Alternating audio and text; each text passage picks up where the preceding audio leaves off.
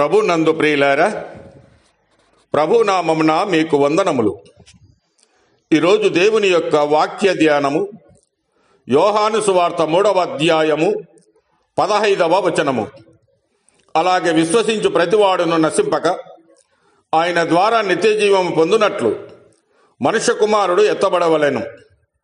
దేవుడు ఈ మాటను దీవించి ఆశీర్వదించునుగాక. గమనించండి ప్రియులారా, ప్రతి ఒక్కరము కూడా విశ్వాసమునకు దూరమైనటువంటి వారమే. కాబట్టి ప్రతి ఒక్కరము నిత్య జీవమునకు దూరమయ్యామని మనం గమనించాలి. ఆ నిత్య జీవము ఆయనలోనే ఉంది, అనగా ఆ ప్రభు అయిన యేసు క్రీస్తులో కనబడింది. ఆయన ద్వారా మానవులకు దొరుకుతుందని అర్థమవుతున్నది. ఎందుకనగా ఆయన మానవులకు సరిపోయినటువంటి మనుష్య కుమారుడైన యేసు క్రీస్తే. దేవుడు మనుష్య కుమారుడయ్యాడు, మనకు తగినవాడయ్యాడు, మనకు సరిపోయినవాడు అయ్యాను. మనుష్య కుమారుని యొద్దనే నిత్య జీవం ఉన్నది గనుక మనుష్య కుమారుడే నిత్య జీవము ఇవ్వవలసి ఉన్నది. మానవుడు విశ్వసించుటకు నమ్ముటకు తగినవాడు మనుష్య కుమారుడైన యేసుక్రీస్తు మాత్రమే. విశ్వసించు ప్రతి వాని కొరకు మనుష్య కుమారుడు ఎత్తబడవలెను. విశ్వసించు ప్రతి వాడును నశింపకుండుటకై మనుష్య కుమారుడు ఎత్తబడవలెను. విశ్వసించు ప్రతి వాడును నిత్య జీవము పొందునట్లుగా మనుష్య కుమారుడు ఎత్తబడవలెను. ఎందుకనగా మానవ ప్రయత్నము ద్వారా నిత్య జీవము సంపాదించుకోలేము.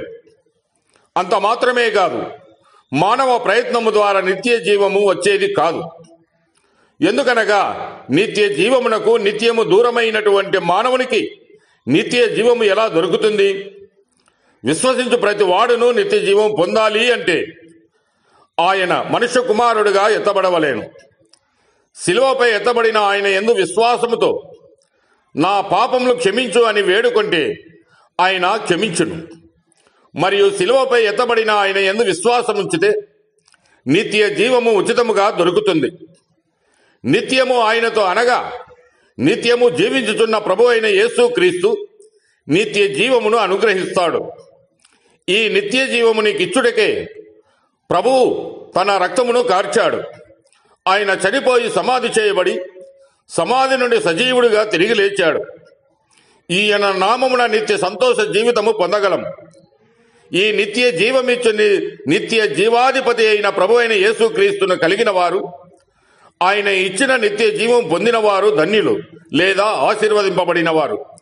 కనుక ప్రియమైన సహోదరి సహోదరుడా, మరి నీవు నిత్య జీవము నిమిత్తము పాప క్షమాపణ పొందావా?